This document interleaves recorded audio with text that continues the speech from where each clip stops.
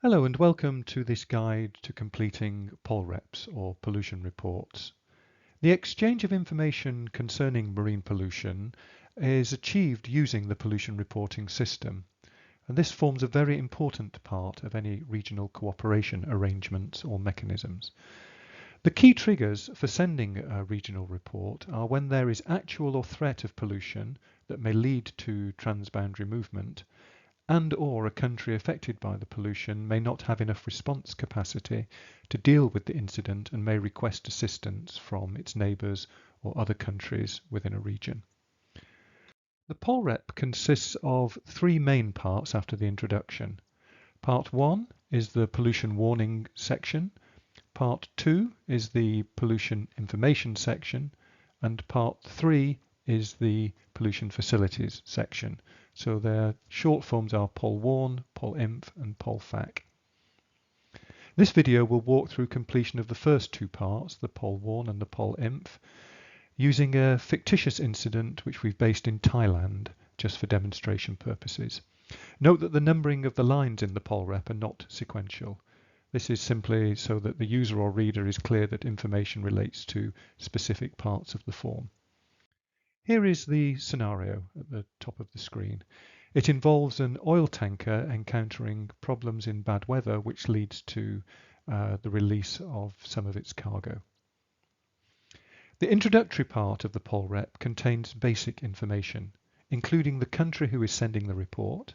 In this case, it's Thailand. The countries to whom the report is being sent. Here we'll put the other countries in the ASEAN region, so that's the other countries in Southeast Asia. This may be an entire region, or it can be a sub-regional group of countries, depending on the circumstances of the incident. The date time group, this uses 6 figures, and the first 2 figures are the date, and the next 4 figures are the time, always stated as GMT and using the 24-hour clock. And it's typical to write the month after the 6-figure block just to clarify exactly which date we are using. Let's show this with 2 examples. The first one, it's 4:15 in the afternoon local time on the 10th of August in Malaysia. Malaysia is 8 hours ahead of GMT. So the first 2 figures will be 10, that represents the 10th of the month. Then the next 4 figures are the time, but we don't put 16:15 because we have to have the time in GMT.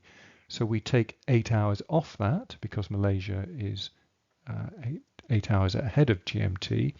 So we'll put 08:15 because that is the time GMT. And then we'll put a Z. Now the Z is for Zulu time, which clarifies and indicates that this is GMT. And we'll write the month just for absolute clarity so that it is the 10th of August. Second example is slightly more complicated because we're in the early hours of the beginning of the 1st of June. So the incident has occurred GMT time late at the end of May.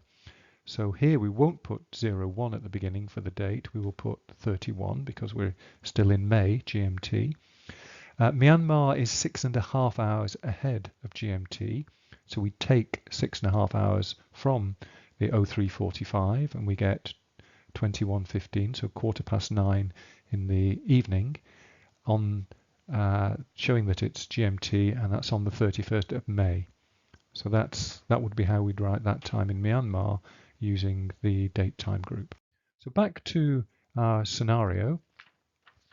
And in the introductory part, we don't put the time of the incident, we put the time of the report. And we can see at the last sentence of the scenario that this report was written at 13:30 on September the 30th. Now, Thailand is 7 hours ahead of GMT, so the date time group will be 30 for the date, but then not 13:30 but 06:30. That's 7 hours back from 13:30, and a Z to show this is GMT, and then September to clarify the month. The identification is simply which parts of the POLREP are being included, and here we're just going to include the POLWARN, the POLINF, parts 1 and 2, not part 3. Serial number is simply identifying the country, the incident, and the report number. So an example I've used here, we've put POLREP ASEAN, we've put MYS, which is short for Malaysia. In this, for a different example, we'd have the originator as Malaysia. It's the first incident and the first report. So then for this incident, we'll call it POLREP ASEAN Thailand. It's incident number 1 and the first report. If we sent a subsequent report, it would be 1/2. Now we can move on to the first main part, the POL warn. It's relatively short and can be considered as a heads up. It comprises the date time group of the incident's occurrence. So here, if we do have an estimation of the time when the incident occurred, we can include that. So I've put that in there. It's the 30th of September, 03:15, the Z indicating that it's GMT. So that would be 10:15 in the morning in local time is the estimation of the time of the incident, which is what we're given at the beginning of the scenario. The position we are given, so we can enter that as a latitude and longitude. The nature of the incident, it's an oil tanker breakup, keeping it quite simple and straightforward in this early stage of a report. The outflow, as far as we are told, the vessel is leaking its cargo of crude oil, but of course the vessel will also be carrying bunkers or fuel oil. We've no report yet that that has also been spilled, but we know there is a threat of fuel oil spillage on top of the cargo spill. So in this case we use the terminology and put not yet fuel oil, just making people aware or receivers of the report aware that there could be additionally be fuel oil as well as the cargo spill. The acknowledge line is used to tell the recipients that an acknowledgement of receipt is requested. So when it'll be actually 9 countries in the ASEAN region, there are 10 in total. The other 9 countries, when they receive this, Thailand is asking them to acknowledge that they have received it. We can then move on to the POL-INF, which provides more detailed information. In this case, we've presumed additional information has been made available, including from an aerial overflight. The fields in this part are relatively straightforward. So here another input of the date time group. Here we are simulating that we've moved ahead in time after the aerial surveillance. So we've updated the time of this reporting information. Pollution and extent of position and extent of the pollution. We've got a revised latitude and longitude from the overflight showing that the main bulk of the spilled oil is moving in its position away from the stricken tanker. They've also made an estimate of volume greater than 3,000 cubic meters is on the water, extending over an area of 10 by 4 kilometers. There's also been receipt of some technical information on the nature of the crude oil, its specific gravity and pour point.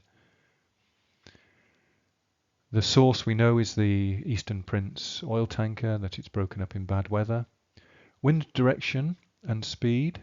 The wind is blowing from 225 degrees, that's from the southwest. Of course that would push any oil pollution in the direction northeast. Wind is always described from, and the wind speed is 15 knots, which is about 8 meters per second. Sea currents, the water currents, let's say in this case there's no information on that. Sea state, the current sea state is about 1 meter wave height, 5 nautical miles visibility. Continuing with the POL-INF, there is an estimation that the pollution is moving in a direction of 45 degrees towards the northeast at about 3/4 of a knot, 0.75 knots. Somebody has had access to a trajectory model perhaps, and they've come up with an estimation of where the oil slick might head over time. In this case it's heading towards an archipelago, and that is under threat within 3 to 4 days. Beyond that, the oil slick may reach the mainland, either in Vietnam or Cambodia. The timings of that is at least a week or more. The main reporting information has come from the captain or the master of the vessel. We know that there's been aerial surveillance carried out, during which photographs and video were taken, and all the other ASEAN countries have been informed. And that's the completion of the POLREP. So it's relatively straightforward form to complete. If you require further information, regional cooperation plans typically incorporate this pollution reporting system and have detailed instructions on how it should be filled out. In addition to that, the IMO Manual on Oil Pollution Section 2 on contingency planning, which was updated in 2018, that has an appendix that also describes the typical layout of a POLREP and has examples of completed forms. So I hope you found the video useful. As I say, it's a relatively straightforward form for completion and sharing of information, but it does form a very important part of the sharing of that information between countries in the event of a major maritime pollution incident. Okay.